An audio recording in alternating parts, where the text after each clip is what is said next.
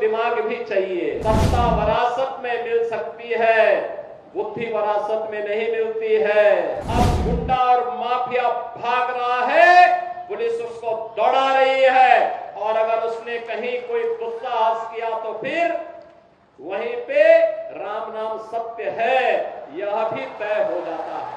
जनता गड़ाई लेगी, एक गुंडे और माफिया एक एक करके यमलोक की यात्रा के लिए प्रस्थान कर जाएंगे। ये विकास की परियोजनाएं आज जो आपको प्राप्त हो रहे हैं इतनी आसानी के साथ, आज जो सुरक्षा का वातावरण है, आज जो विकास गांव गांव तक पहुंचने के साथ जुड़ रहा है, क्या ये 2017 के पहले भी संभव था क्या?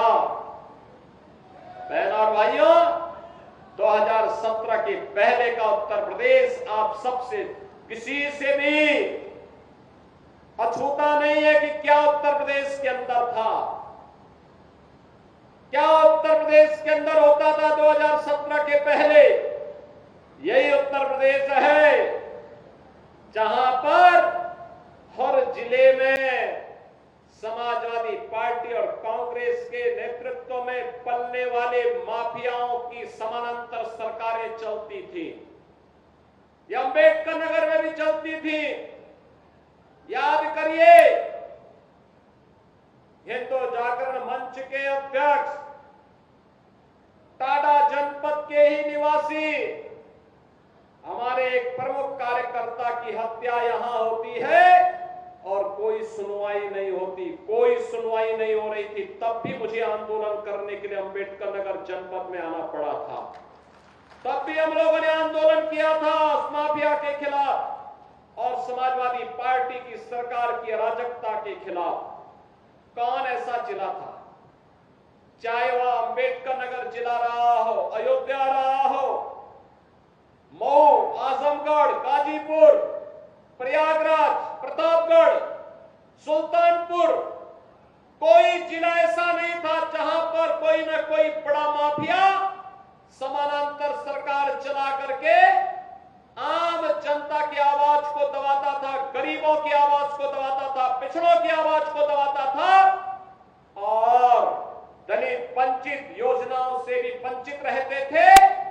और सरकारें अपनी मौज मस्ती करती थी, उनको इससे कोई मतलब नहीं था। उनकी सरकार रहनी चाहिए, बाकी जाए भाड़ में, यही करते थे वे लोग।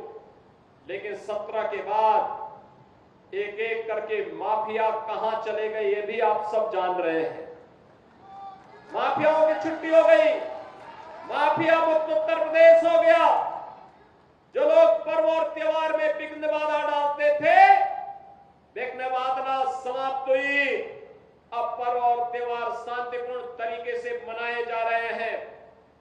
बेटी और व्यापारी की सुरक्षा पर जो खतरा पैदा करते थे वे सभी गायब हो गए और जो बचे हैं वे भी अपनी अंतिम यात्रा की तैयारी कर रहे होंगे।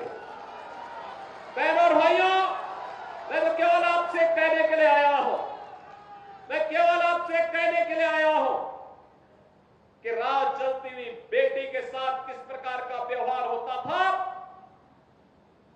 और किस प्रकार के वक्तव्य आते थे उस समय के मंत्रियों के, किस प्रकार के बेशर्मी पूर्ण वक्तव्य देते थे समाजवादी पार्टी के नेता।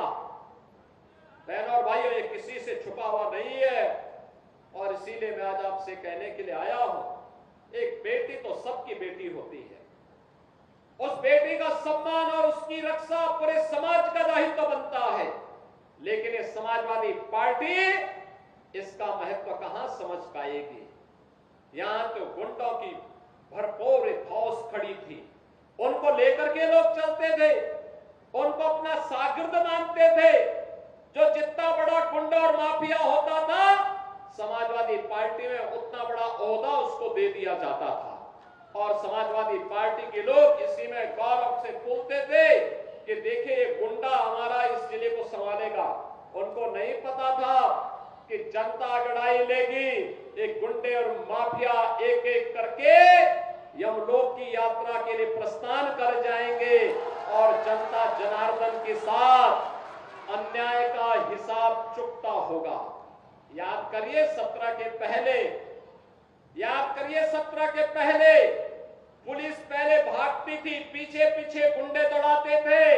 आज 17 के बाद उल्टा हो गया है। अब गुंडा और माफिया भाग रहा है, पुलिस उसको दौड़ा रही है, और अगर उसने कहीं कोई दुस्साहस किया तो फिर वहीं पे राम नाम सत्य है यह भी तय हो जाता है।